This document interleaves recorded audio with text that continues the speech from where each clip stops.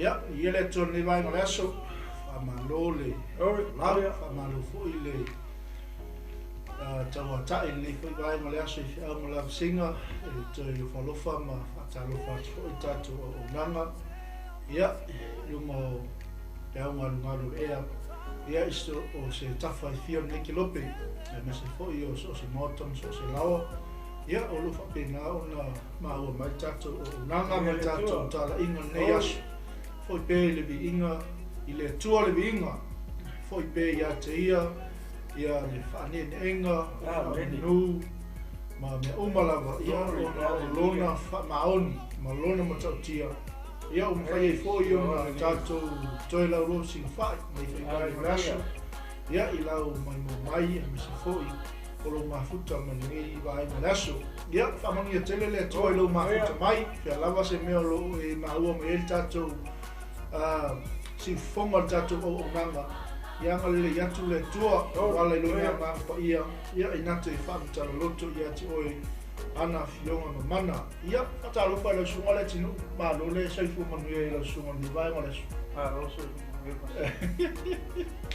ni ele to ni tu la verso ia e o tato ia i le whamalo le uli ia tato foi le ua whawawina tato o nanga e o na ia le Fuafuaga al tato TV Cristiano ia walawa le tautuaina o tino keriso ia i le upo le tua ia me se foi o le wala au ua whapenao na tofia i le tua ne foi o nanga ia o se whamalo atu na li nei vai mo le aso pai o e whea ngai ma ngā ruenga le aso e whai maa lie ala ia aua le so o ngā mai le aso tofi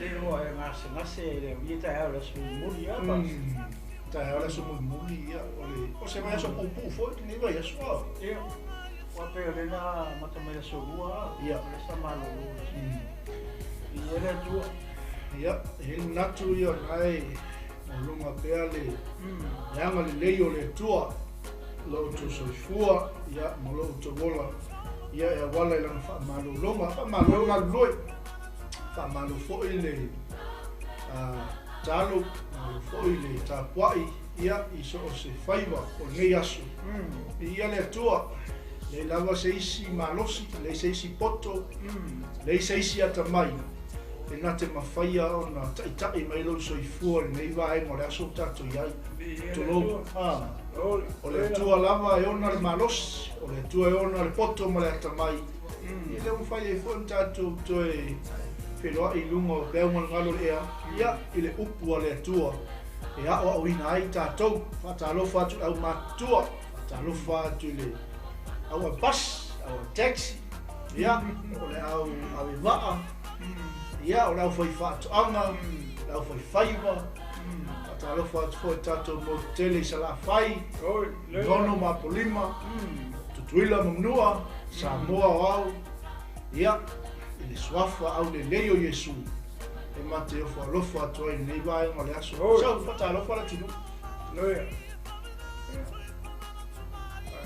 moana kaya le tua le fo me fo ia le foi como le ola i na fo i tu langi o afia fo ia pai o se tato tunu le ngata i sa mo sifo ia o sa mo sa ia le ngata fo ile ia Olisi o mamalo ia tato tunu ape nao na fia fo i ma papa o America Australia Britania ia fe lava o e ma ua mai ai le por kalame po le vai ainga o foi le o leo ta no fale ha o le lunch le vol e le wala ko le lunch e ale martina e lo e fua le tapena lava e lo winga o sa o lo e kala ko inga ma ko tapo gol o le ainga le ko mai ale ko mai le ai awal tapo inga me mantua Samoa ai ngole tua ia o le tulai onu o lo ia tato por kalame o tala leo le mano le tua ia ina ana wauna ia mai se o le tulai le aforfitu ia o lo ia fo ia ambassador mano le tua tele mano no ia mea ai whaleanganga lea ua umanga na tapina ina o tātou.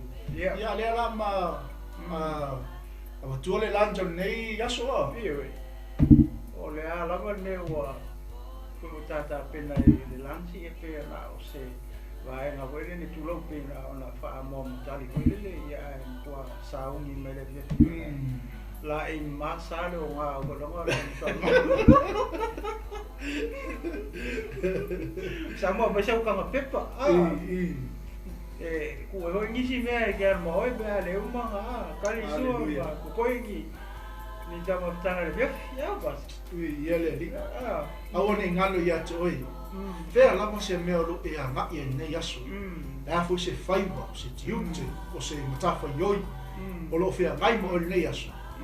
Awa ne ngalo ia te oi. E iai le fuafuaga Sili a le atua mo e malo o langa. E iai le wala aua le atua ia te oi. Aleluia. Ia, naona tutula aua to tatu pokalami. Ia, wa foi le, nei foi, le ainga le uli wa tatu iai. Ia. E leia le lunchtime. E leia le whenua, ia le mawhangwhanga. Ia, whenua, whenua, mua ma se me kuka. Embodi. No, ingeri olfati. Ia matua hoi ia. No, ingeri sen me tinai. Pia o ngale, le pole tu e mua ia le whaletino e muri whaleanga. Aleluia. Atono nau umana. Vai ia taisuanga o le uli li tūritino. Ia alela la koti se tau e whaleanganga. Mole uli le kakao ko huelele kua. Amen. Ia wha nofo mali e huelele telinga o sua le uli. Ia le li. Te o le ngana basti. Ia, o le nganga nasa mo e le so uma fai ale ut. E fai mali ale vai ai mo le ut. Ia o mai o e mafa mele sa na fiaf. Mafa. Ma ko mesa ka pepa. Ia, fatalo fo to tatu ainga, lungo penga te langi. Ia, o swafo Yesu Kristo.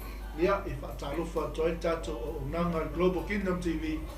Awani ngalo tato misiona ta lai tala leo le mano le tua faas o ina tangata ma ia pu lea lo si o si manga le pule ma le mana wa umana mai le tua mo tato ta lo fatu le songa ia vai lele ia o mafuta mai ia tatono na ua te pena fo i ngā wenga ia manuia uso Maria foi half time brother tap nanga le aso as foi le sunga ia pena no to lolo ia half time of yanga le sunga malainga le fulanga le yo le tua vea lava le sunga se fa yanga fo il tato o nanga ia wa lava tato nga wenga o tato mando ai mo fina mando le li ata lo fat foi si o tinale le fatua ia Julieta uli ia tatunu lea foi sa mafuta o mamai la tau nei le tato breakfast amenta ia le vula wa ko malulat so o fe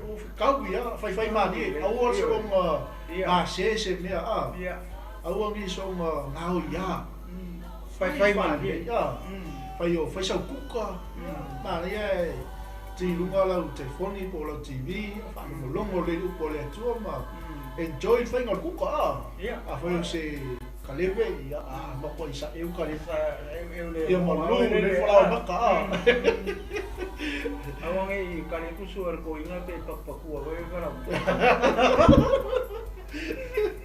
ai foi sa umu ia foi sa saka se tulo ma ku ia le fa masimanga pe ema ula umalo fo pena ina ia le tau sam fa pena fo ila le fale nganga ia male tato o nanga fai mali al upo le tua tato te fa longo ia wasi oso mo tato fatalo fatu ile fatua ia te por ia male soma fa ngai ia fa nu ele mafuta mai ma lo foi mo le o nanga neva yaso ia ile tua fatalo fatu ia Rainy ia Porini Tailefi Brian watching from USA Mano Tele America ia fa tailo time ia le tua aftai fo'i ono le whaanoino taimi. Ia, tātou te mulumulu au foe ai le afionga pa ia le atua. Pei ona tātou whaasoa te leo taimi. Ia, le isi ato toi nei. Ia, o le anganga ngalue, ma le anganga fi au auna i le atua. Ia, e avato ai fo'i se soasoani ala le afionga pa ia le atua. Ia, e whaasoa mai fo'i ma au mai le tō wha ma le whautanga. Ia, e tātou te tō whaatasi, a wase vi ingo le li. Ia, aftai foi la whaasoa, aftai foi se ino tātou pokalame. Ia, i aso uma, mataimi uma. Ia, e maolunga i peale vi ingo le tua, whatalo whatoi le uso ia apu whamatu. Ia, o ina tau uma ia o tātou ainga le sama futa maitai. O le tino. Ia le tua, O le toi le whamalo ia tau i lava singo nei aso. Ia, vi ia le tua le tātou toi whelua i fo i lungo leunga ngalo le ea. Ia o lo maua pean malus, awange i misi le vai ainga leo leo uti. Ia, au wange i misi, le anga i misi lo. E misi a koi male vai ainga le fiafi. Pasta, matua ko ia. Ko le o masani tātou, ia, i Samoa, ko i le tuale le tino, e so se fare ainga i Samoa, ko le fia i tapata. E va ia kuri ia skara fai tai ia la whaonga ina iele i mole a peo fale ainga o pingaki e va ia komu kai au komu le uri komu le fia pero se haka whapengare o le ungare o la tala hoi Nei se tei me ngā ngā oi. Nei o tātou uso muna i o tātou tuha nge le follow up mai fui nge platform ia atano rai o sila fia hoi e ai hoi ia i le fomea le ko inga ia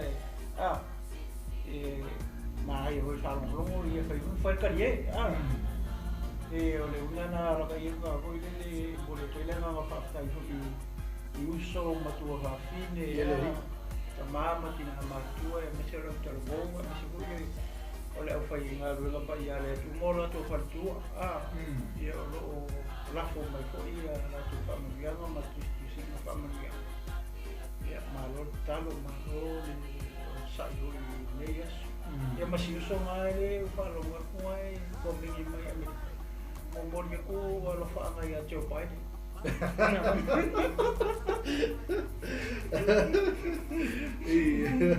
ai o le lupa ke le ko ai le po ngai le ki mo ngai sila ia pa o pesking o kilang ele o sila ele o Jadi lebih manusia awal ni Efeso manusia hari aja upaya dia ni. Kalau orang mau ni aku apa ngasih aku usung aku mengi macam ni. Ya, iya le. Raise a low. Upaya ni. Fatalo fatoi le fatoi ya mau pipi. Lita paligi manulua ya fatoi le ile suma menga ya matabua. Ya, lo fole ngal loi. Au man ngal wenga. Halo, Sase fole au nanga i malo le tua ya ole toina ya le tinu en kos. Ye pule si uso. Talo fati ya toina. Halo, sai vera. Tangata le tua. Biere malo fole fa malosi. Le ngata ile ngal wenga le tua ya mase fo yo tulanga ya onga. I ele li kasi ya fa malo e ka wa ave ile au matua. Ia ai o lo la tau sinio pea wale o tawina i le afionga pa ia le amu ia i la toa ia la toa koe mawar koe ngā eitile tunu whale a unga ia o lava i le poto salala ia a leua ofo le ola ofo le taimi nau i ele ngā lala e fia malama tili le afionga pa ia le toa manatu e whapena uma lava i tātou tātou te fia maua uma le puna oa leo le tamau a inga o le fionga pa ia le tu. Ia ele ngata o ue lava sa ili. Ia ai o sisi me Sili atu. Ia wale ta penanga fa le nganga.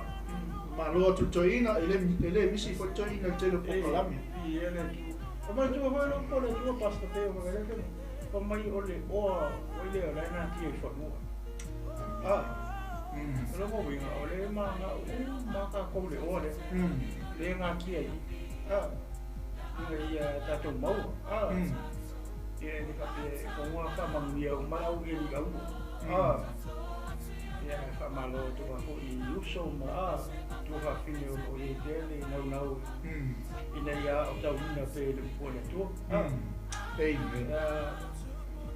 ele kai alo ko so fu it's never too late ko ke la itia ka ko uma ele vi ele to alo fa malo se tino Cristo fa tu la verso o cristiano amen Mole toi fa malo o fa inga bona tofi ali vi ele to ya fa penga ma fioyo tala lei o no la to fa inga wenga ta tuma ya I leva yaso ya o mari ko aso ma wale ba wina ma le tausinga le ma moi ia o se fai vai o lava I tonu ainga ia o lava ia la o tonu ma le tonu lu ma kalisia mo le atu le fa malo tatu ko kalame tai ko la talo tai ko I la tapo inga ia o lo manuia ia au o nanga I so se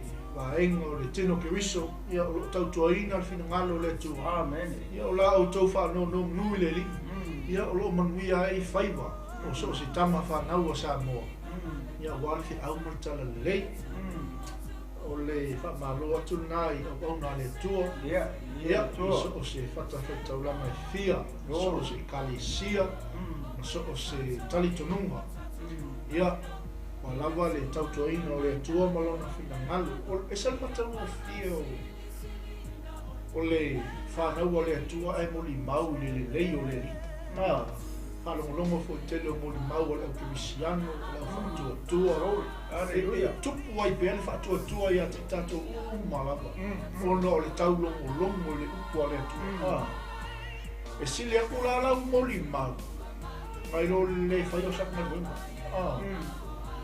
ao le moli mau I le taulongo longo o le fio ia le tua o le mea moni moli mau le mea moni o le upu moni o le upu pawa le upu moni le aleluia pe on fai mai le tangata Solomona fai mai e sili atu le moli mau fa maoni nei lo le lua e tumu le au male a rio se sili aku la moli mau ngai lo le lua e tumu le au male a rio e la le se ta fai fo yo e mau le no mau le manava mai le aleluia o la se me te mai le fina ngalo le tua ta la itala lei fola le tala lei le o la ina se nganga o le mau ai le malo le tua la ngale malo ale ma kau fao a mai pa te mo apostolo mo la perfecta e o mala ke mini o le kau fao ai ga kai la ku ke mala mala mai le aleluia ma le tua le malo le tua o le malo le na moi malo amen e le ai se malo mai tua o le malo le tua o luma mai ia o le malo le tua o le malo moi malo ia le ai se langa e se le me ma pa vai e ma kupu mai e malo e le o lalo mai okay o le lani o le lani na tua e le malo e fa va le malo le na mua I malo uma o le malo le o le tua le la mai le aka ia o malo ia le o le o exist I lalo langi kemi mili ia foi langa maka mai ai le tua ia na fofo ma ko le malo pa ia aka ko vai le kemi na ta pena ia le tua a mesho tangata mo ia nga mai la ke ga ia le malo le la lo ia ngapa ia o tangata pa ia lenga pa vai ta to va ai le malo le lenga la lo ni mana tu o lenga fa ku le la lo ku sala aka kilo ye le malo le tu lenga fu mai le o le malo le fa ku le la lo langi o le colonia it's a colony of the kingdom of heaven, of God in heaven. Or kolonge la le la langi ni. Nenga aku wala le wana le kolonge.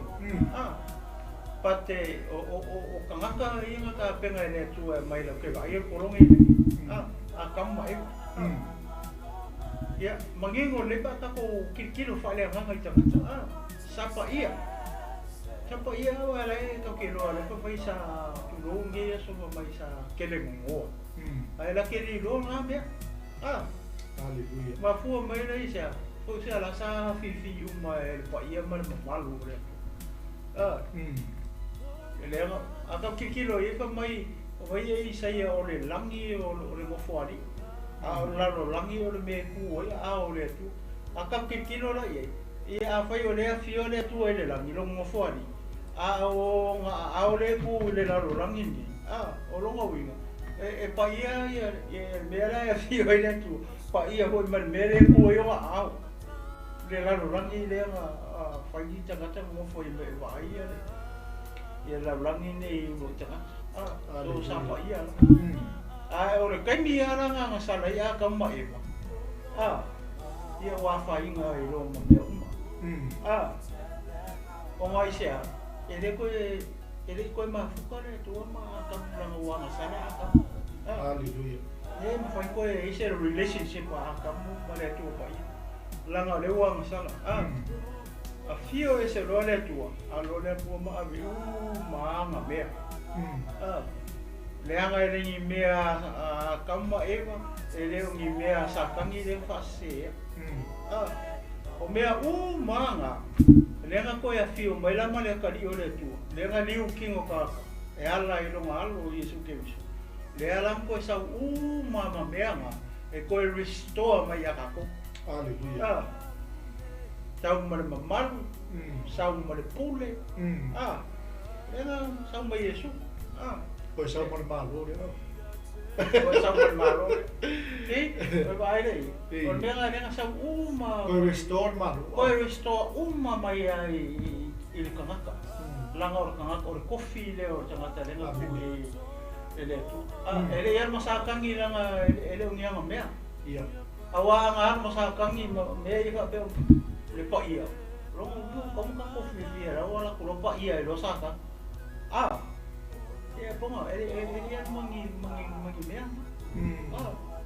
O mea le tu ko e fio se ale tu ma ko e se malu mal pa ia even the environment.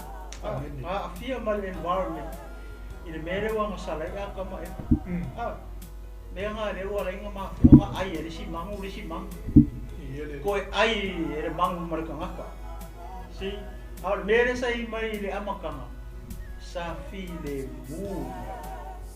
Sa mo wofo fa kasi ya mangu fe ai mal tangata so fu ele sa ele the peace the file mu I me nga wanga sana fio ese le tua ka fe ai lo nga male o nga ai I fuafuaga o le mataisau o le tua manga fuafuaga e manguga nga sala lo le nga promise mai al kamale o le kene se tolu fa kusuni le era fuafuaga I nga wa fio marka le nga barbaro ia mai a perfecta le foi barbaro ia mai Isaia e lo no o le malo o le io file o le Atua malos o tamar fa le lan sa me umai tau ko restore mai ya ko Sili ia le tu fai la o causa elise malo fai malo le tua le malo e le luluina ona fa vai o le malo mo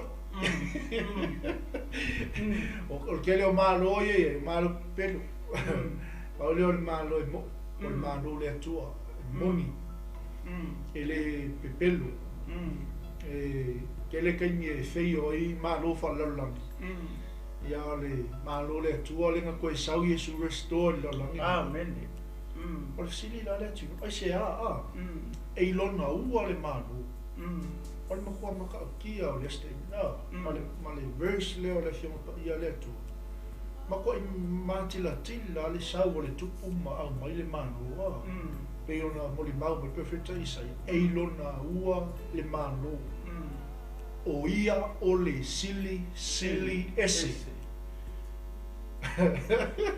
le li o le si le ala ngawina e sili ia le e tupu le I kupu malo uma ma o ia o kupu he is the king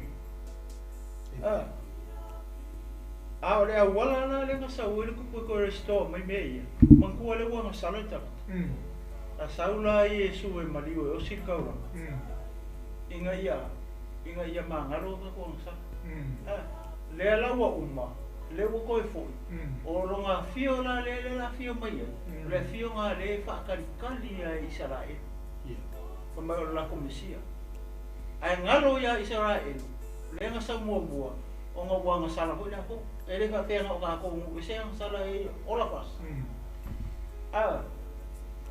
ia o fa kali nga le fa kali ya Israel ko mi menga le ka kongu sala elu ya Yesu le kingo le nga le or ko inga wa inga le mga o Israel le wa Israel le fa ka le wa ia ku no ora wa fio mai mare au pa ia mare au angelu au anga le fa ka le menga le ringa ke enga Israel Yesu pato le sa mo Yesu e restore me le malo inga ia ka ko e maua wa ka ke maua loa ma fai loa lang ka ko entra lo e malo le ko le la fio mai lola I Yesu lo ga fio fa lua mai ia nga e lo le ia le po fe ke alu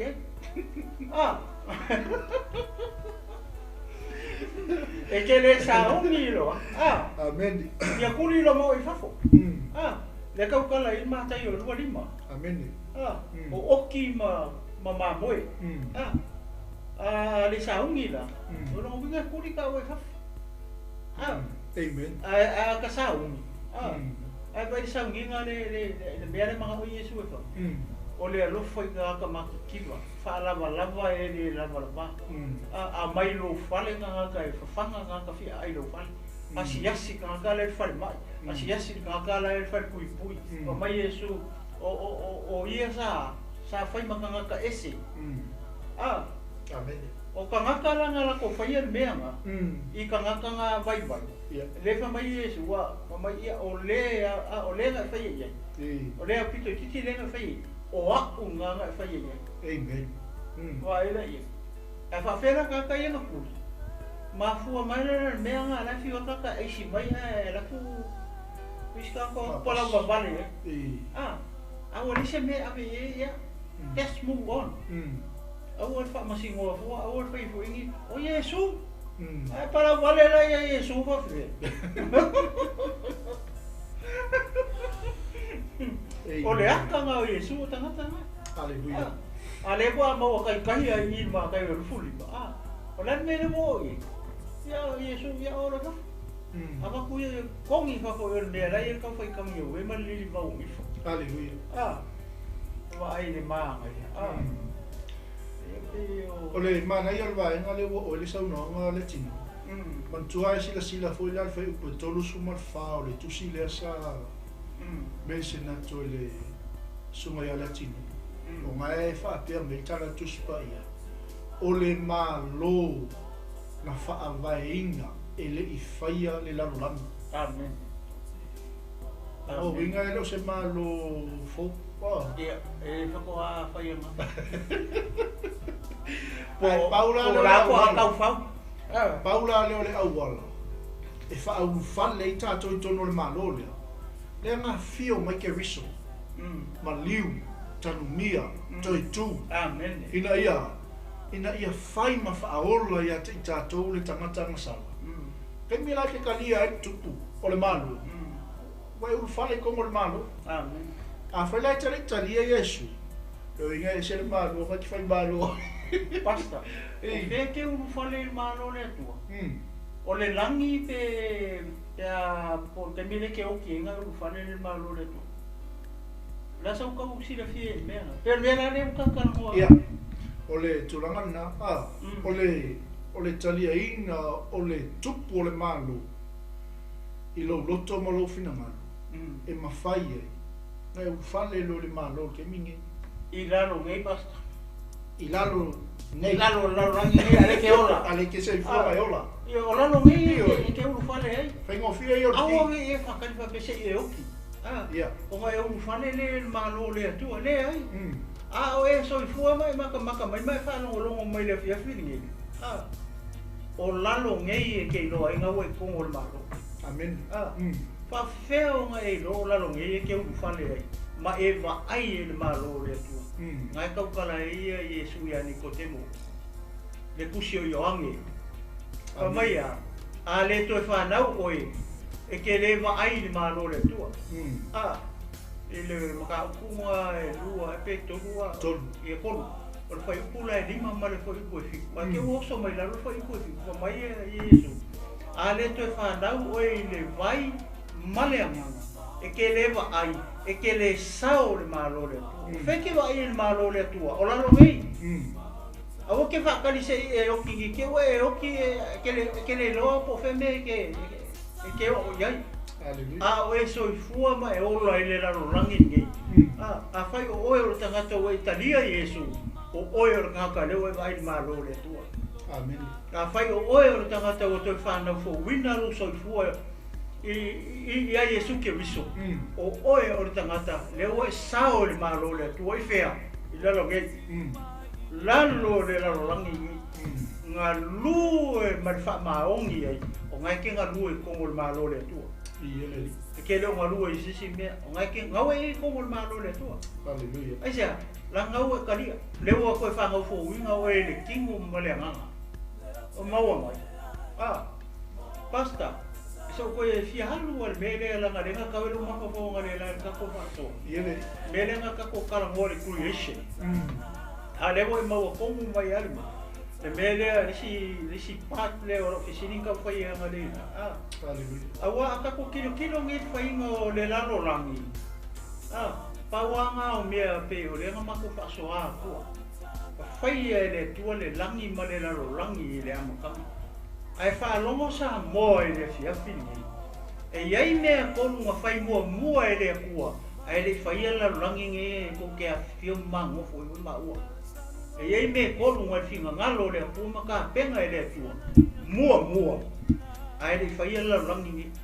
E le fai o hoi ma se mea ka o skanga kaola. O i ngā ka ko ke sila fia i mau mai loa. Le mafau o le tua. E a he le mafau o le tua. Ele makoa I mamao e ruma ia le fina ngalo ma le maka I sau o le tua. Ele I loa skangaka le poko ngao le tua. Le kau kala I la kuskolo I saia. O le mea mua, pasta lenga e la ua mai angalela. Anga ko upo e luas fulu. O le mea mua na ngale. O le mua pe te unga ta ku mua pasta. Fai upo la fulu I ma fai ko luas fulu. E ma fai anga ko fai ka uma mai ka fa mua. Lela whaka ki a ko ka pe me mua le. Me mua le ka penga e le kua. Penga sila fia e le kua. Ai le whai ala rangi e. Pai pula suri ma le supa. O le toto ta ua ke wiso. Pei o lo le tamai ma moi e le po na lawa. E le ai fo isona le ama. Na sila fia lava e ia na mua. A le fa vaina le rolanga. A ua fa alia mai I ona po nei e ngata ai. Ona o tou. O le ale mele. Le mele ka uka le maule. O le fa o tanga. Amen. O le fa o tanga. A le fa mai. Nga sau ngia. Ai le fa vaina le rangi ni. Hallelujah. O lo mawinga la. E fai e le rangi. A ua umanga penga e le kua le fa o tanga. Mo oe ma o mai ka ko. Ai sea, lenga mua kuri mai la kamale mai lunga lang. Amen. Le ka ka le kusio fa linga. Lux fulu e ka pusulu nga mai wa ka le langi. O nga lafo mai lo le la lo nge yo. o le tā rako, a makua o le ngoa o ka ngaka o lusfelo. Nga strip e se le apua longa i ngoa nga. Ai kongi malo i lalo, o le lusfelo, ai ka lako lo. O ko mai e, sa wara ka lako koe anu, koe wha seris ka lako. Po le ngaka. Langa, ai ki kilo i so se mangua, e ia koe ngā mangua e inga whakas. E a inga lele i alka rako le ngā lafo mai lalo. Ma le ngaka le i kongo le whakoanga. E le i sawaru se le i onga po se la piki. Langa e le, it's not one of its kind. A le o sau sao, a le o sau o ka lako sau roa alu lo le ngaka. E sea, langa o ka ngaka o le kua inga. E le i sawaru se le onga wha se le onga. Langa e le o le kua inga mea ola le iei. Ko waila iei. Nga wanga sa whaila la rangi ko oi marikangaka anga sala roa. Ale mo makapenga i akua. Iele. Wala ka makapenga i akua. Ale ngai whanua iei. Ale whamai a o le kokoa. O le toto ta ua o ke riso. Pei o le koko lea, pei o le koko o le mangu. O mangu, lenga osi e ia kaulanga vea ngai nguai. Amen. Ai le maa ngalo ingi anga sala kaka i koko mangu. Ngau ufi ufi ai. Anga le masaa le koko le alo o le atua. E le mawhainga remove me sele anga sala magako. Le alau whamai waku mamao pe o le bao sa sae masipo. Ai le ngaka le ngā whamai a, wale koe mangkua e le atua kako ang sala. Onga o le a, onga o le koko pa ia le o kako ali i o Yesu. Ala kemi nga, ka penga i le tua mele. Before the foundation of the world. Memo mua nga. Melo nga lua pasta. Ngai ke mau le matai o luku ni. O fai o tō whara e a pasta. Ia, le sa o tāua ia ngā. Ia, au whālua le sifo ipu. Ia, le ari whālongo mai le si kau wha malaulau wapu me ia. Kasi ia mea ka penga i le tua mua. Ai le fai e le kua se mea ka o se raro rangi le whamakala mai ke nese mua. Lenga mako i ia ngane la kai au. O kau mau mai sa mo mala whanga ngai tula. Ia. Praise the Lord. Ona whai atu ai leo le tupu i e o ilona i tūtau. O maia o tau o whaamanu e ina e lok tamā. Ia whai mo o tau tofi le mā lo wa saunia mo o tau a o le i whaawaina le larolangi. Wow. Ole al ke mingo whain manguia. Ole al ke mingo whain manguia. Amen. Ma whai e i whainga la rongi le kau kala kene se mua. O i ka ku kei loa i. Le maka i sau o le tua le kau kia wunga i.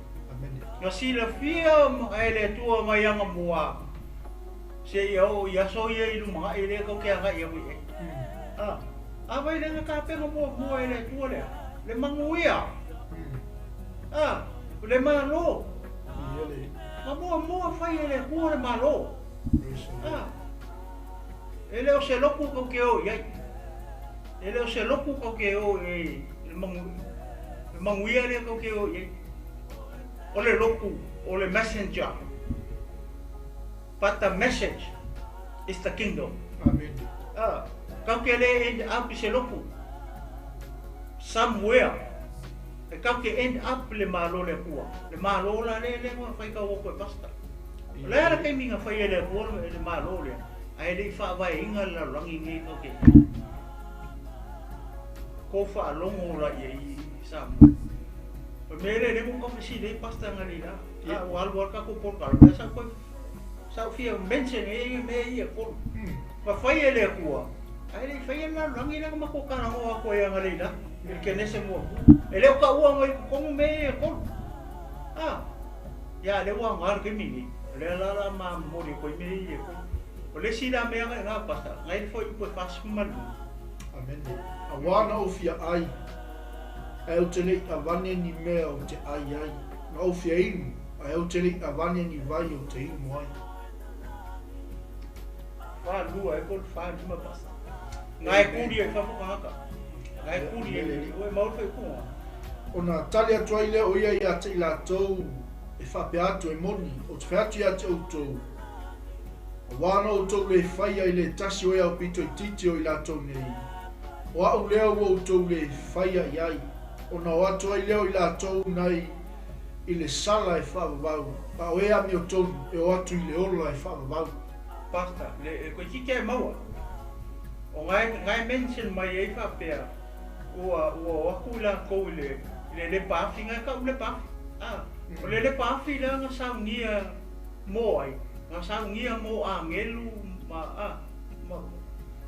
sautangi ma nga ngelu la le ke minga vai e nga fai fo ia le fai la langi se koe vai foi por fast fulu e pe ngai nga o fai ko I luma mai le manguia le na ua mai ari se por fast fulu e pasta ole ia le to ngai kuli e fafo kuli e fafo le paafi anga fa mele mau o le paafi nga a faia mo ai ele faia mo skangaka a faia mo sa kangi manga angelu ale ke minga fai fo ia ele nga fai fa kasi ya mal malo le mal manguia le ai sia le ngo si le fia mai le por me o ele la aleluia pero e ka mo mai pastor foi pule to fai ko e ka ele le kuri le pafi le pafi nga fai mo ai ia fai mo sa kangi ma ana aua ai nga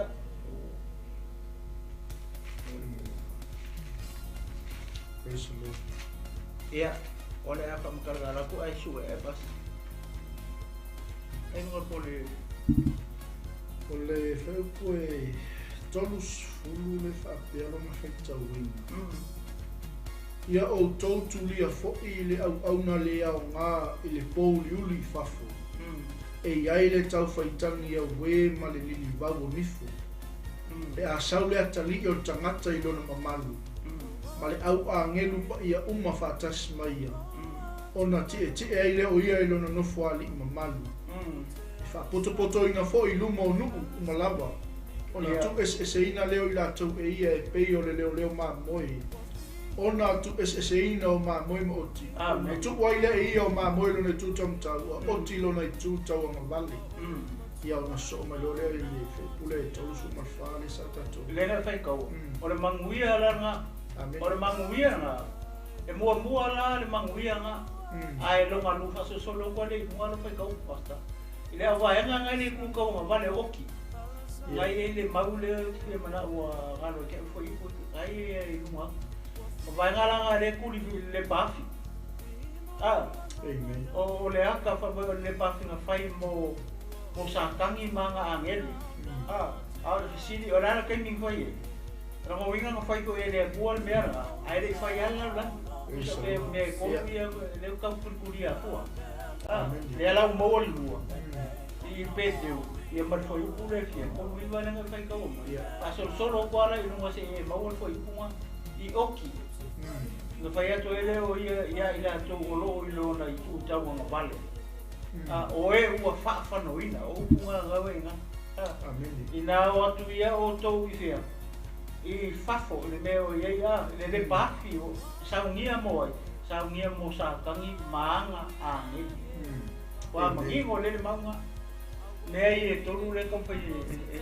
whamakalakala le pasta me I nga whai e le tua sia me le whamakala mai I e kenese le mako tala noa to ele tai au aleluia o mea ka fai mua hele tua maka penga mua hele tua ai le ia se mea ka o se la ram ele nga uma set up ele ko me ie ko a fai e lo le la ram o le sile fanga le tua wo mai loa e fa le ko nga ka le la ko ni la ko nga ke va ai le territory o le ram amen yeah pole la ram aleluia pe ole praise the Lord yeah mai ke ole fasu matas ia ngala ia ile foi pule ile vai na tolu le ona fai atu foi le o ia ye o ilo nei tu tau anga vale amen o tou ua whaafanoina O ese atuia ia te au i le afi e whamavau.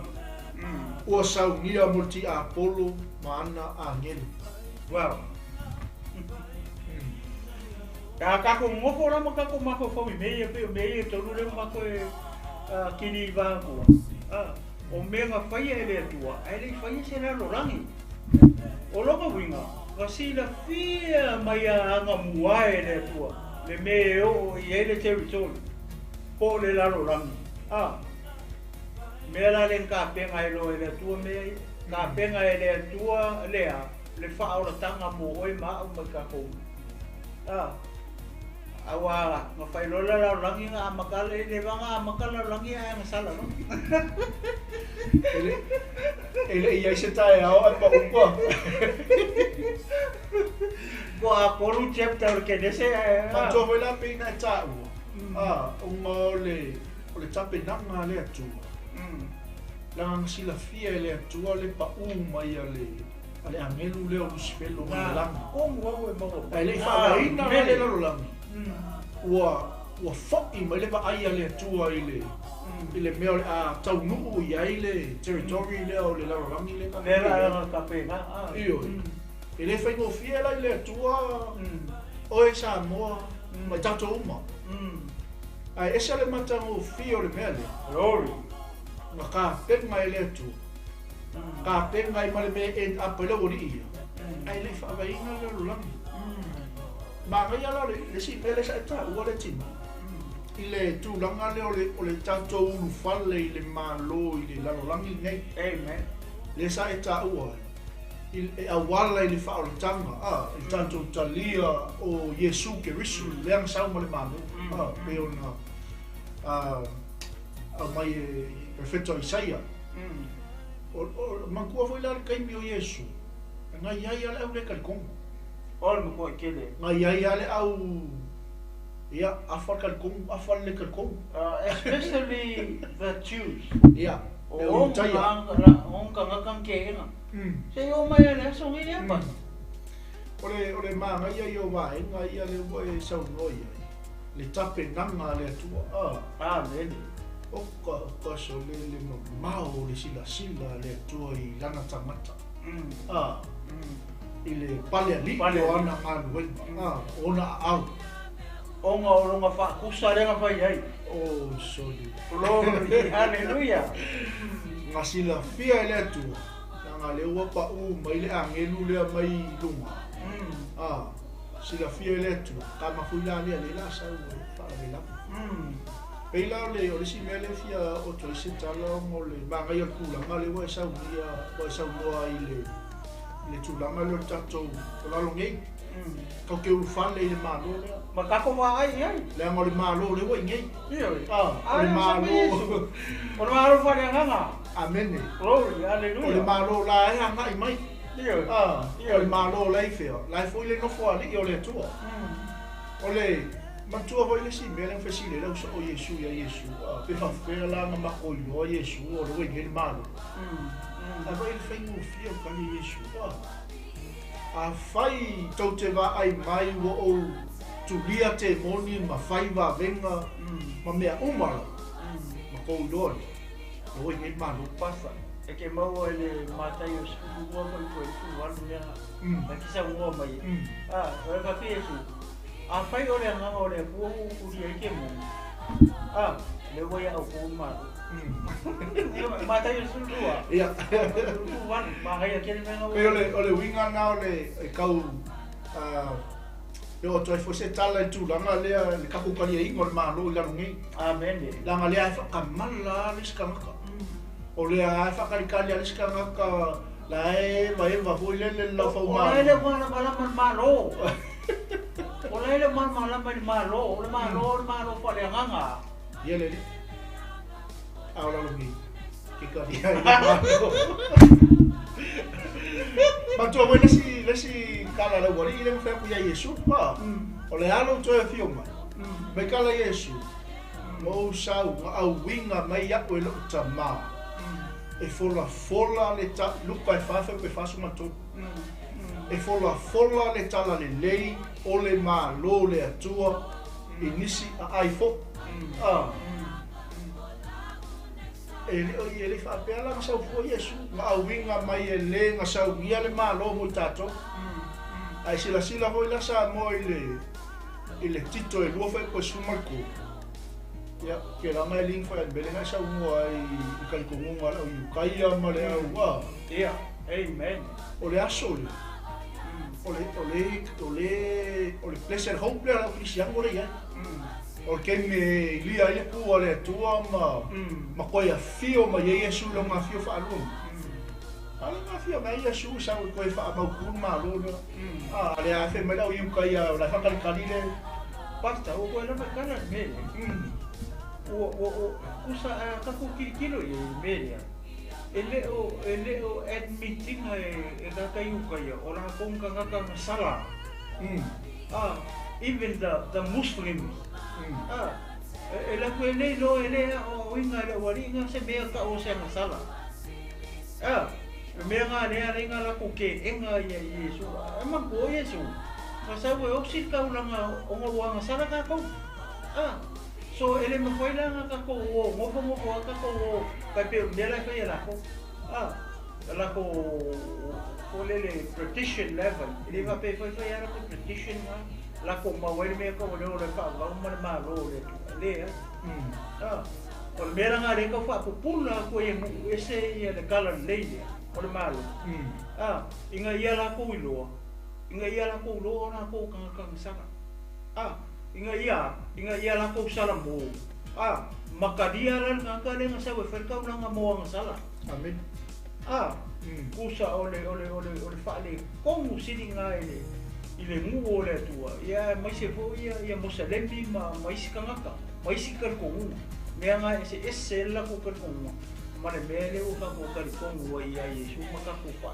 ko pe ia se yo le so ya tio mai Yesu ia po le so ko siti amen kusa ole me nga le ai ma ko ole malo ole tua o ke no ka lo ke ma ole malo nga le pa ka ma lo le vai ku afio ma malu mai vai ku no ao afio ma malu mai lo la comesia ai lo ele lo que le ka nga sana mo ra o ka ko ma sa a foi le fa mai lo mai ko wa sa la tanga ta le ara o ka ko sana mo mai sa and what about them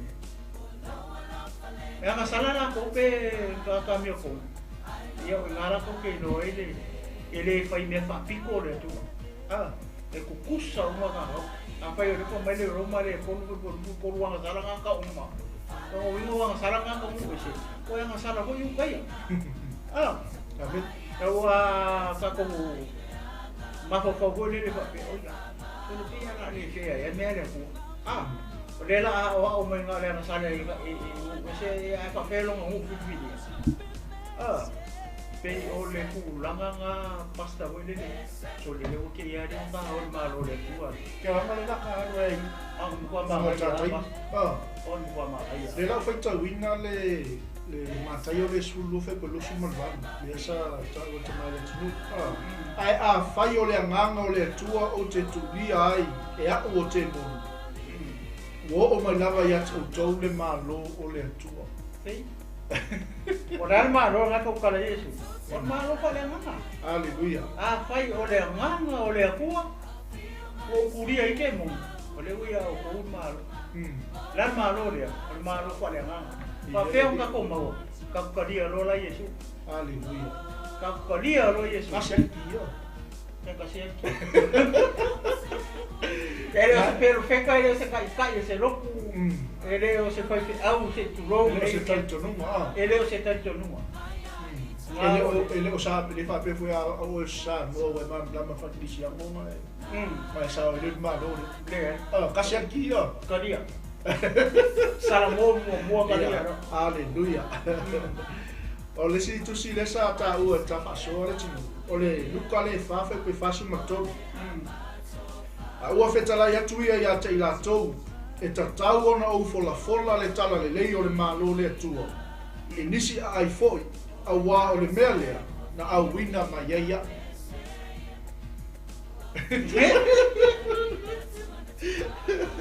Sabe ya.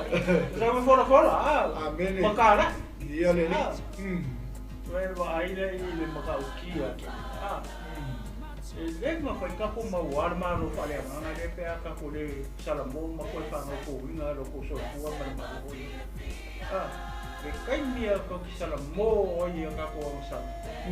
Ka ko kalia ia le kupu le kupu orang sama di. O ro ko ko ka o. Le nga remove ia ka ko sa pa mangalo ia ka ko sa. Dia ka te ma mai li fa vai ina lo lang. Sao? Ai pe quero. Le fa o tanga. Wala ile toto ta mai mamoi. Toto ta. Le ana ta pena ile tua ile fa vai ina lo lang. Amen. Mai le tito e lua ro fai po suma tolu. O fa tali atu le fa tua tuanga e mangua. O le fa alia lea o le pupula o le tua sili. O lo tatou fa olo Yesu ke viso lea.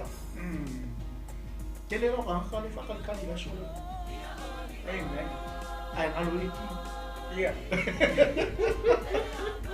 Ai ke wa ma fa ka. Ai ke le o kali ar ki o le mano. Ke le o kali ar kupu. Ke le o fa u fa le ina le tupu. I lo loto ma lo fina malo. E ke sa mo di wan le ko mo mano le tua. E o mai la le mala au le tua se tulu.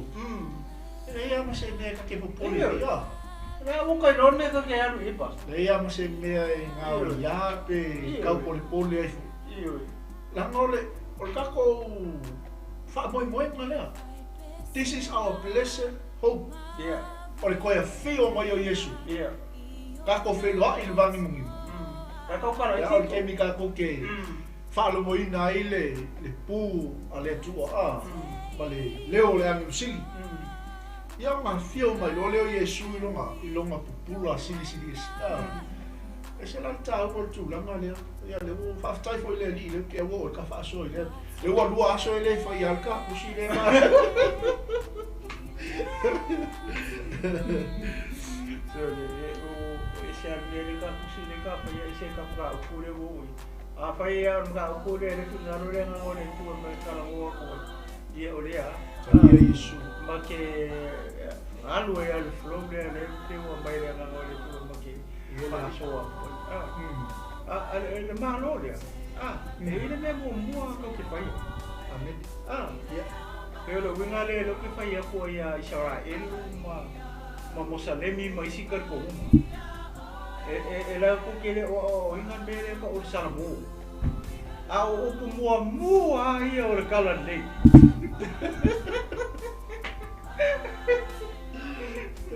Le la sau ke wala. Ai upu ke wala. Yo angel papakiso por causonga o Yesu. Ai sa ko Yesu mga upo fa, ma kayo polo le ko kala ye yo me papakiso. Po yu po lu, fa yo po yo ne papakiso. Ina salamo yo to. Ua lata mai le malo. Amen. Ai so e er mga upo fa ma tayo fa. A makal le ministry ye Yesu. O puanga. O le male le nga mua le tu. O mua.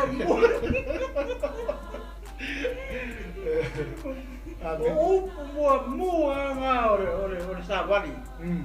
Ina salamo ia o to ua o mai le malo. Le wa ngel malo. A felinga sa Yesu man malo mo wingo. Langor me el ko pero ma ave o mamalu. Amen. Ma ave ilo malo. Ele se kupu wele e va be ia onala anui. E asi ni usida ale ka fa ke lumban. Ai ke yo mamalu. Ole me fio ele kupu me ona anu ma ave o mamalu. A fio mai ya. Olha. Ia ole kupu le. Le va mai e pa ia. Wow. Pa ia nga le mai pa ia ia. Pa ia e ka so ifu. Le o pa ia isa mo pa ia le. Kupu mo ka mai. Wow, iao mai upo. Ako i. Amen. Wow, iao pa ia o ki nga kai no mo mau. Ia tu. Ia tu basta. Ole matamo fie faftai fo le nganga ole ni. Le fo se manatu e ol fa so ile tu la. Ai ona ole tai inga fo ile nganga ko. Ia le wa a faia le message le wa mai e nganga ko ia ni foi kai. La ngai ta tawon ta lia ta to. Yesu Keriso. O le ka pinga inga ele tua ile amakanga ai le fa vai ina la rang sau mole toto le mama o le toto e pa ia e ka ua o le toto e ta ua e le se ila le se mangumi mumi le koko le i ele o le matango fiena le ia fiafi o no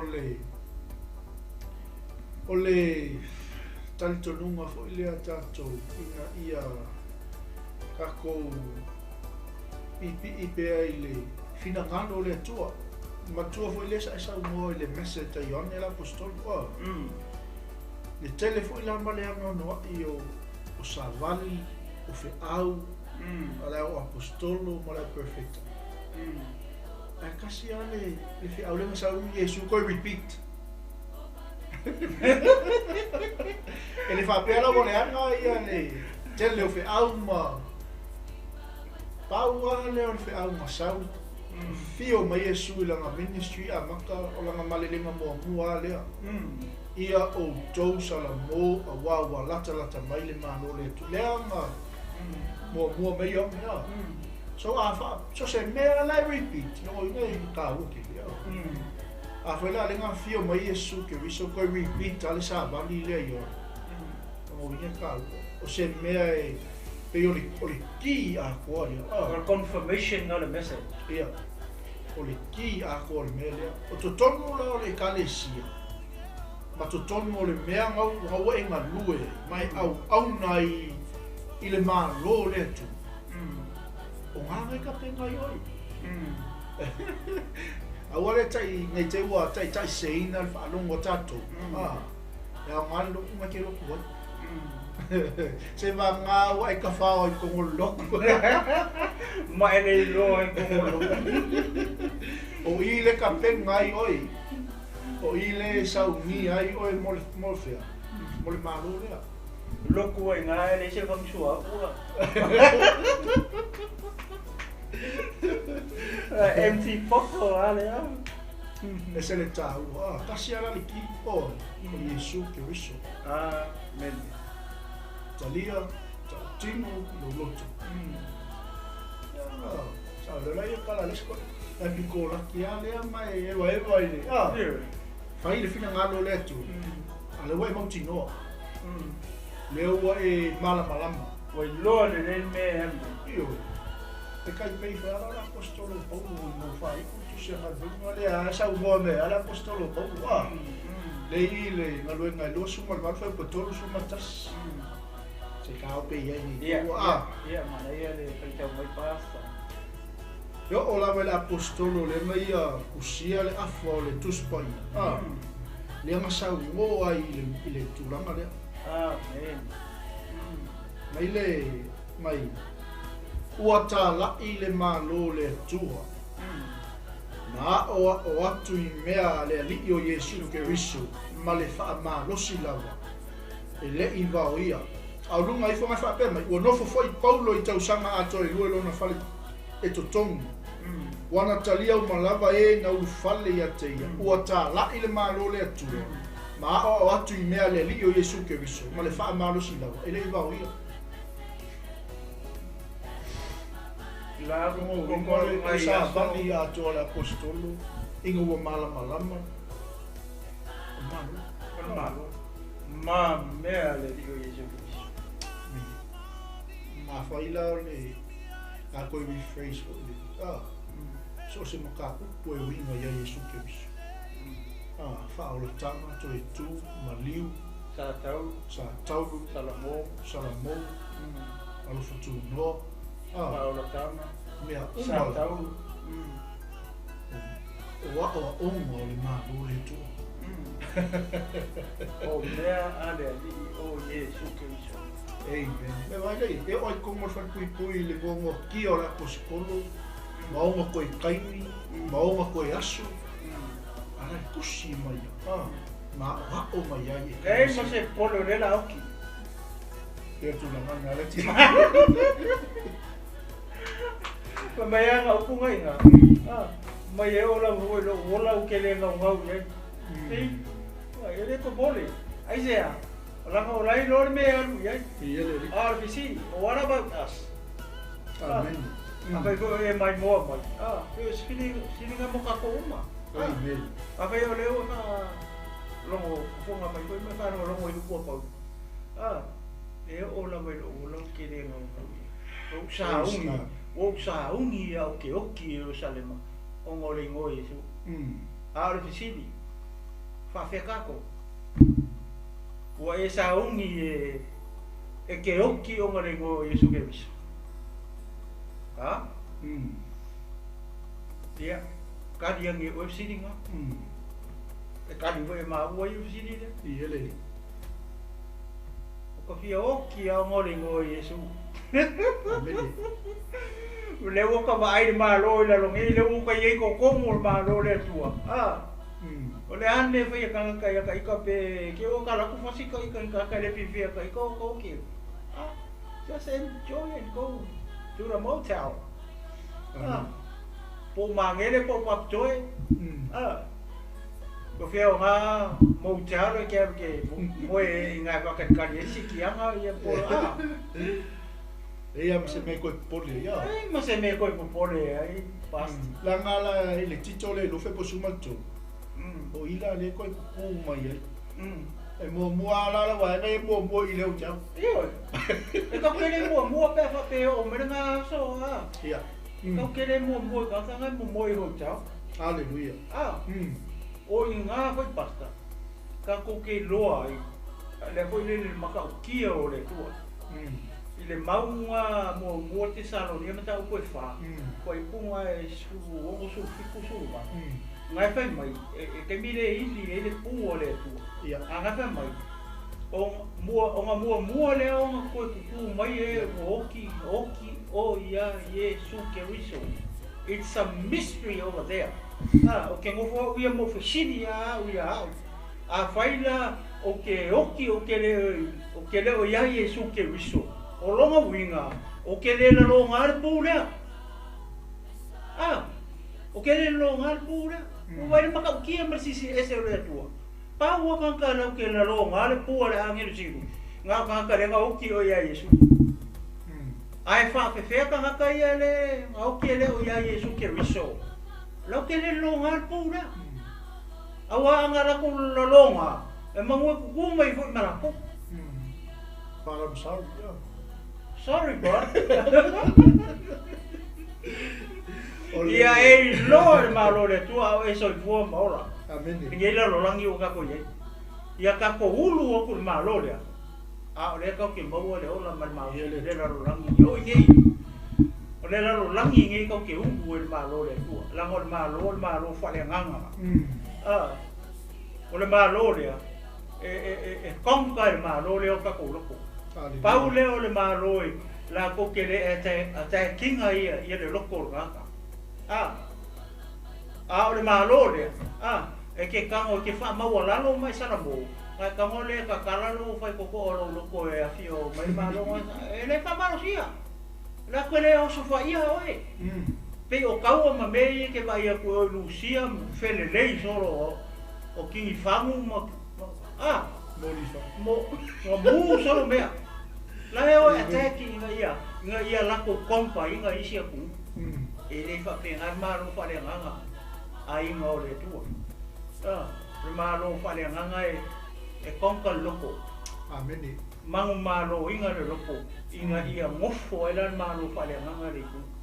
Hallelujah. La ka ko me fai. Ka ko sala mo mai ka ko sala ma viole am.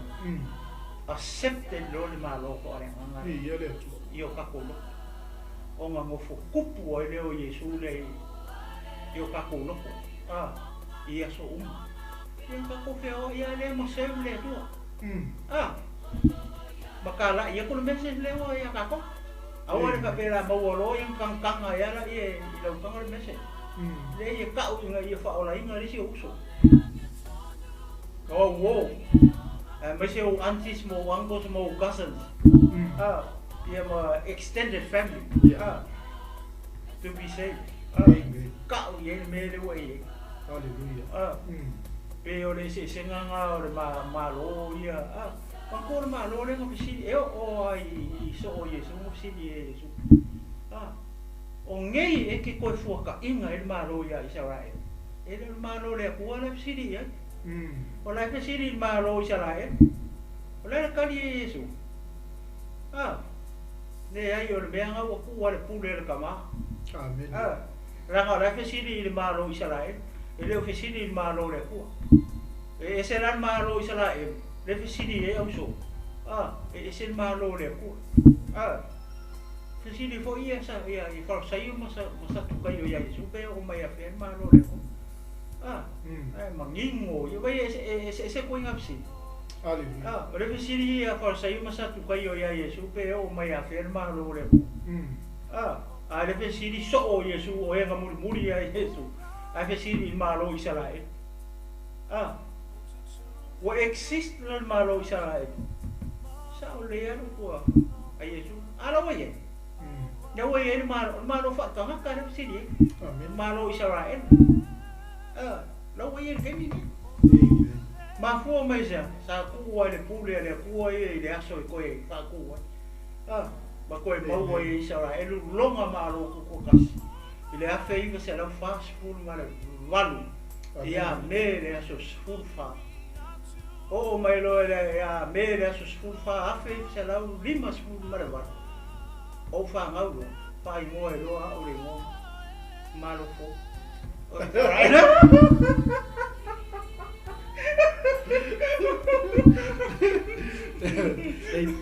Ya es el malo, no fai go.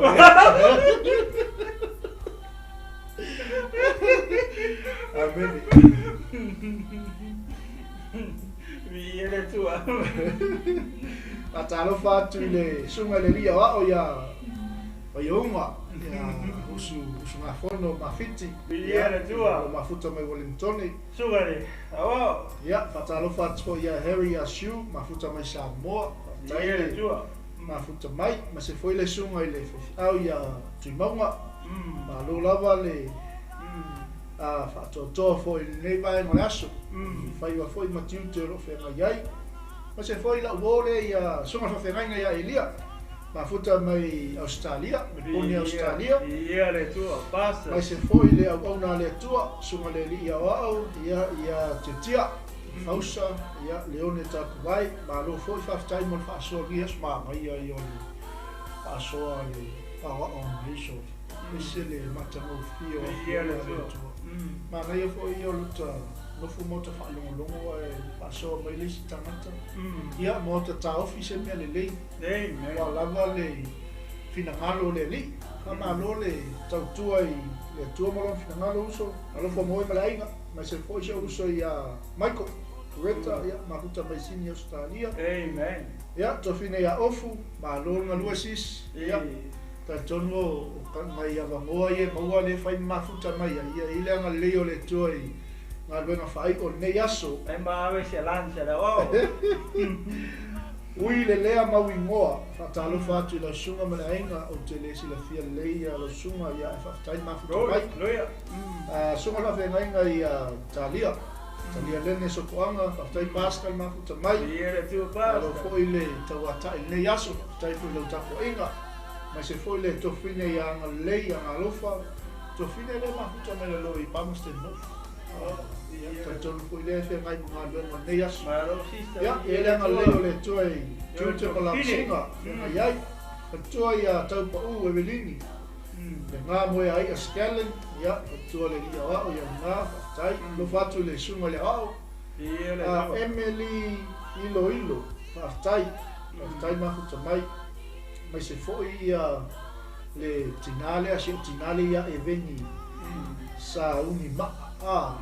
ia la vale tua o fa mai na foi o lo sei fua ia tautua ile atua malona finangalo tai foi talo mai ia lava le li fatoia makiwita kasio se foi suma ya singano tanielu taui ya fatai lava le mafuta manefia ya mai le fasoa le suma le li au ya elia transformation or translation of living mana ia fasoa ia le li ata lo fat foi le suma fa fenga ya vai ya se ya male ia to ya basta ia la vale tua ma foi nga loi le au nanga ia la vale li ia loia ole mo le te salonia le tau po fa foi po suma tolu suma fa le sa no ile tino tau e lalo le foi po su valu basta foi po su valu e ngata ia le ia e foi punga teptanga le kaukala i foi le sitianga o sitianga ko muare le kaukala i foi punga su kosu vasu lima su fixo valu o le be o le mystery ngale o lu ka wa ia kani lo ma ko ka kilo ye o ngo le fai mai e mua foi ona toi tu mai e oki o ya ke wiso o amangingo aka ka ia le ku ka ia fa lo le la ko lo ngale pu le Sili la pa fela ka ele i oki ele o ia Yesu o lo vinga o la ko le ke le lo ngale pu le it's a mystery ka ko vai le fai ngale ku Hallelujah. O i ka ke lo ma kai sango le tu ele fenga ngai lois ka so fu e ngaka le poko ngaka le ma kai sango le tu mo longa poko ele ai ma se foi ngo fai ka o le ma fo le ku le ai mo ma le ko i sei le ai ma se si ki kilo le mau le ka ki fa mau ni sala ne o sala me wole la longa ye si ka ngaka le wale mo ko pin pom mai ka kai le ko ku mai le ka sa o mai ka kai le ko ku mai amen oi o ka nga oki o ia Yesu ka nga oki o la au mai ia Yesu mare tu ai fa fefela ka kai oki ai le au mai ile ali ia ka ni o sidi so ai fia ku la le kai mi le pule siki ama ele o kai mingi ka ke o mai ele o kai mingi ka ki sala mo ai mo fu nga ku ya ero ka ko ola le ko ko ma ka ko ma lo si au mai le tu inga ia o mai le oki pe ka ko o le mo ja fa ka ka ai ili mai le pu ka ko longa there is a time limit ya vai ke mo ku ai le no po ngi fai o ngei le o fa fonga le po le tua ma ke le o lo ka mili ma ke le o le aso ngi ki sala mo ke le longa ngi ma ka o pe sa pe le fai o le aso ngi fa ma wala lo yo ka ko lo ko ma ka le po le tu la finga lo le tu lo so ko so fu ma so ma o yo ke wa ka ye Yesu ngi ni kurangi ai bara ma ye Yesu le nese kurale luma kuwa wala au hala loki ma ia ili mai lo mal pule le fa mai te salo dia le ko ila longa le ia ile e o ki les coffee ai ko ku las ska pa ka pa pe o ki ngia o ma ge sikia wow ma ngai ia mau dia pas ila wa ia wa ku e ko se me wa ko le ma ngole tu ya ki oi ma ngai ke le le ke wa ka o e kala mor ma lo le amen pe to ringa le fio pa ya le tu le mau le o te loto ina ia to wi lo le au soi ile mata o pu ye moi ne o to fa no pe o isi le ai so la tu fa moi wa a faita to te taliton o maliu Yesu mo to tu mai e fa pe fo yo au mai ele tu fa tas mai e o moe o no Yesu glory ma to tu fa tu ile ni me ya te o to le fio ma le li o tato o e ola ma toe te a fio mai le li tato te le mua ye o moe wow Awai a fio ifo mai le langi le li lava. Ma le alanga, ma le leo le angelu sili, ma le pua le atua. E mua fo'i ona toi tutu mai o e woti o ia ke riso. Na fuafuaga lea na vina e o i latou o e ola matutoi. A tasi mai latou i au, ina ia fitai iai ma le li'i le vali monimu. Ona tātou whaatasi pia lava lea ma le li'i. O le nei, ia o tau fi whaamāwhana whanai. I nei upu. Amen. Ia alu a oi basta. Lela ua pua. Alu lava oi. Pei ona tātou whaasoa. Ke loa e leo toi umis tātou taimi. O ofo taimi o le atua. Whai e lau whiwhilinga. Whai e lau whaiunga. Ai sea, nā kako ke le ilo taimi lea. Tātou te le ilo tai au. Le masi se tātou o ilo. Ai o le male lenga le li o Yesu ke wiso. Kau kako salamo. Talia loa o ia. Fai mali ma faola yo tātou. Pe o mon batus pa ia. E o oti o ia ke riso. E mua la le wae ngai. Mai lo o i tātou o lo tutoi. E vai le manguia le tala noa mai le a fionga pa ia le tō mo tātou. O kako wha moi le. Ia kako le sitianga. Langai mua mai le pua le atua ma le leo le angelu Sili. Ona toi tutu leo i lātou e oti o ia ke riso. Aleluia. Vai le ia. Ona fuafuaga leo nga, o avina e lea. Ma i lātou e totoi, o e ola, o ia ke riso. Ta ia i lea ma le li. I lunga lua ni mani. Ia i ele tua. Ko siaki kako. E ona sauno atu le tamaya le tini. Ia vai pe leo lo taimi nei. Aleluia. Ai pe leo lo waso nei. Salamo ai. Maoni lo i le tua. Ke wa o mai wala au le tua. Misi e tātou lea. Le mālo. I whaavavau. Le mālo le anta pena e le tua e lea. E li whaavei. Aleluia. Glory. Amen. E o mao pula tino. Ai o lea manoa. Le atu ina atu i le sunga toina. E whai e lau whiwhilinga. E le mwhai atu ina lau noe ana. Wale talo e whaarutanga. Talo e whaamalu. Talo e whaamuia. Tato ainga. Tino ke riso.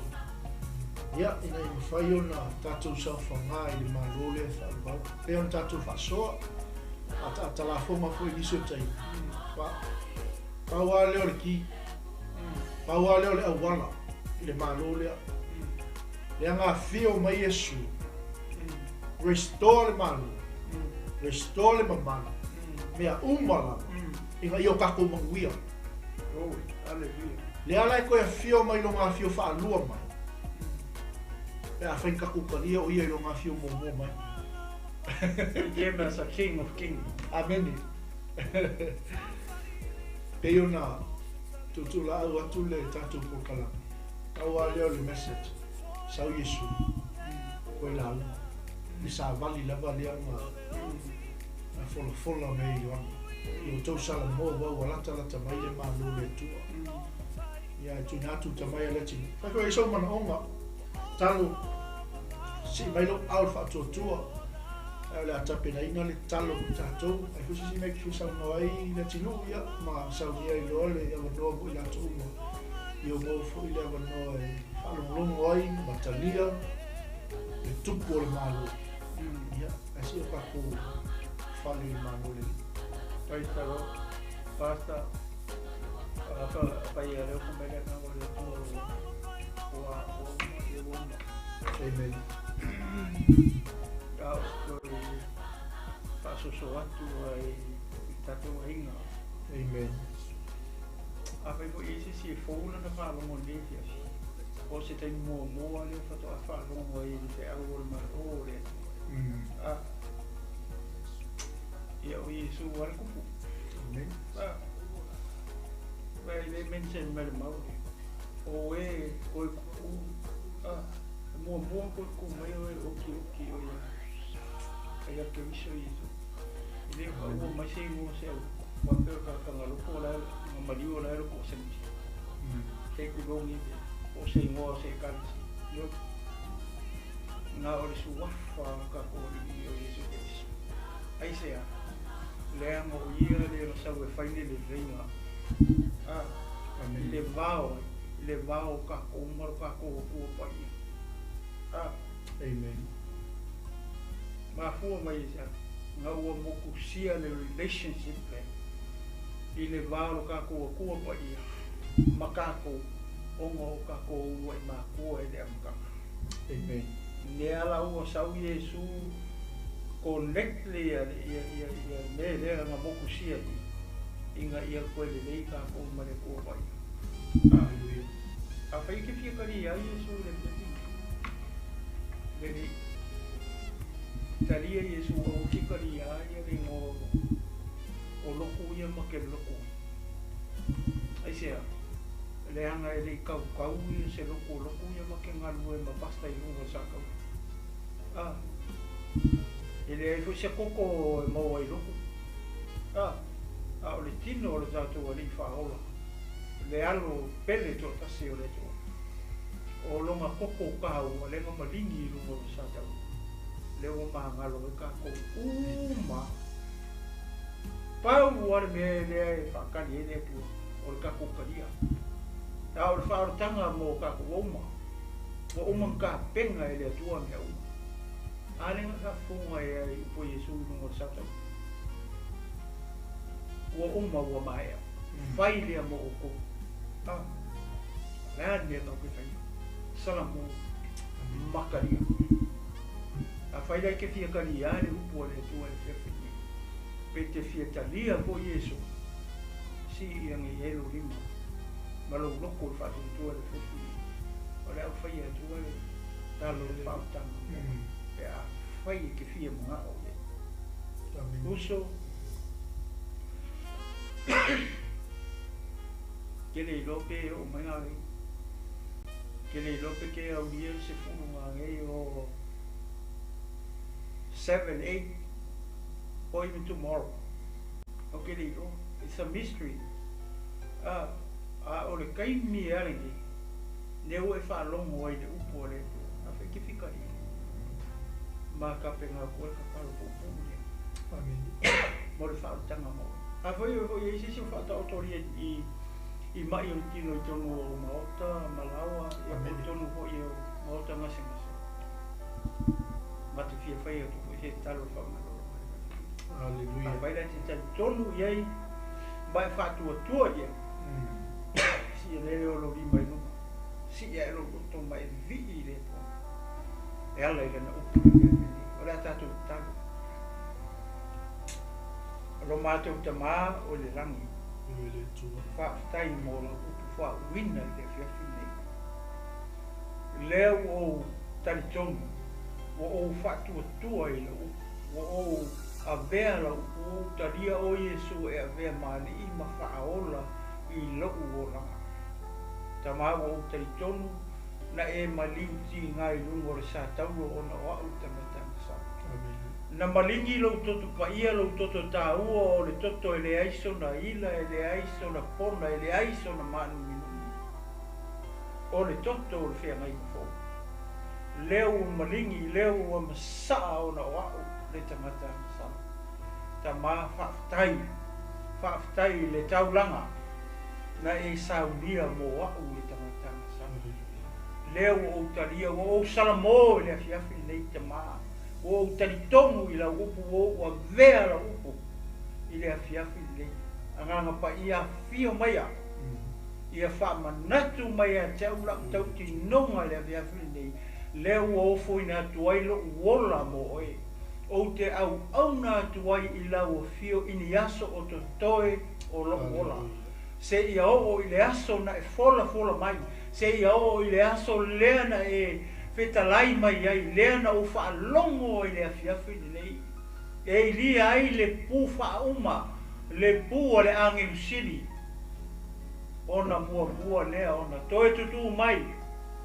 O e oti o ianga Yesu Keriso. A whai o te ola i lea aso o auna i a te oi. Tama whaktai o te iei fōi. Whaktai au o onga marakupu le afiafi nei. Whaktai a nganga pa ia. I lo whamalama mai a te au tangatanga sala. Lea o te lia la upu le afiafi nei. Ia lava oe lo mātou tua i nei i tu la afiafi. Ma te talo ta ma le afiafi nei sisi i atua mārima i whakatua. Ma te tani tonu i la upu e le foifua la upu. O la upu o lo anu atu ma le whamalolonga. Pa i atu i le tamane na. Le tinane na o lo whatau to lia i te tonu o maota ngase lo mātou atua. O te tonu o maota malawa lo mātou atua. Tama ia pai atu ia i lau whamalolonga i le afiafi nei. Tau lava ina ia o lātou tani tonu ma whātua i lau upu. Wa o oe lava na e whetalai. O whaalava lava ua malolo ai i mātou. Tama e le foifua lau upu le afiafi nei. E talia e tangata whātua. Ma le tangata tani tonu o na malolo le mawa ai wa venga o lau fio le afiafi nei tama. O haleluia ia o te mai nei.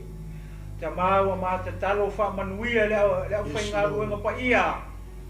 Mo lato whanitua i leto vine, ma leto vine no mātou atua.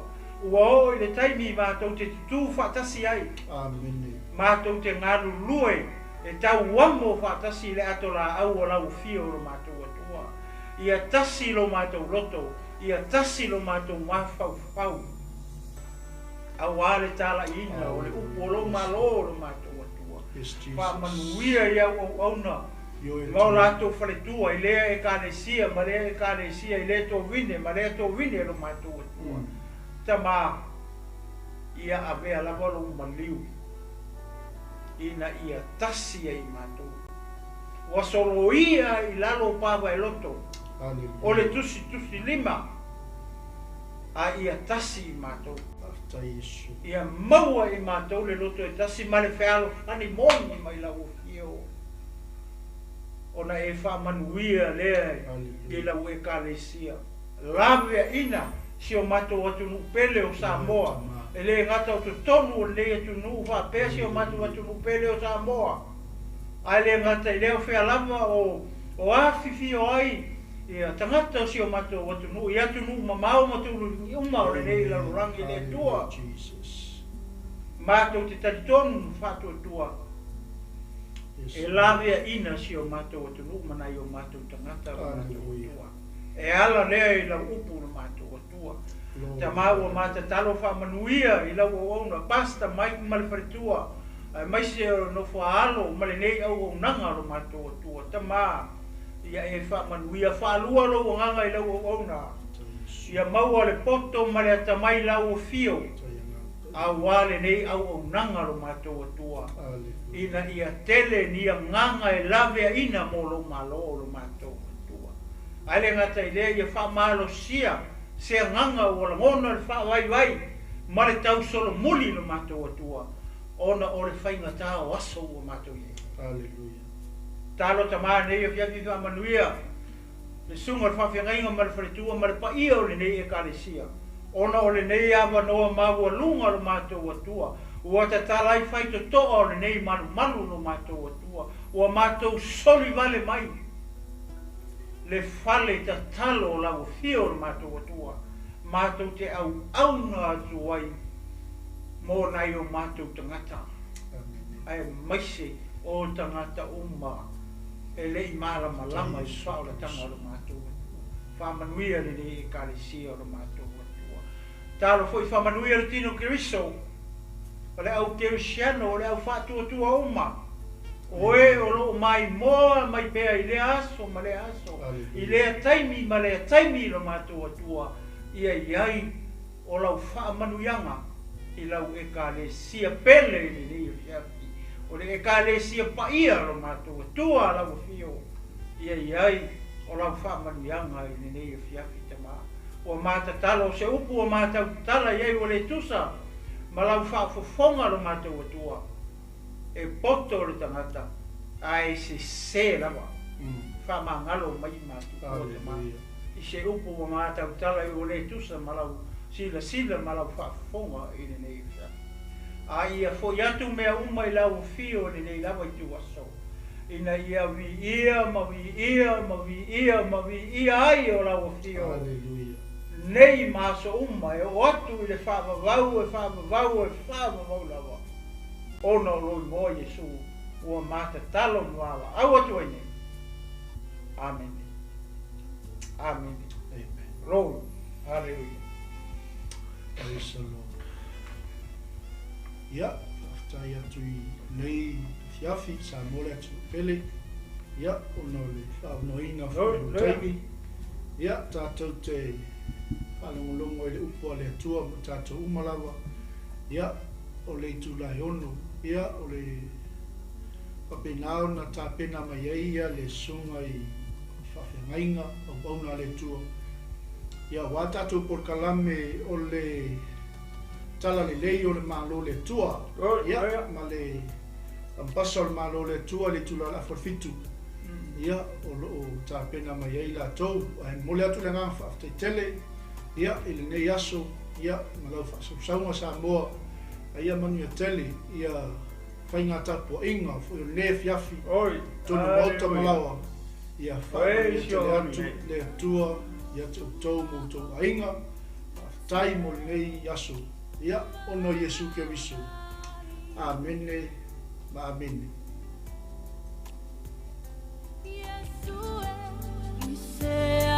Mawalalo na soifua mayai. Ile fale o matanga.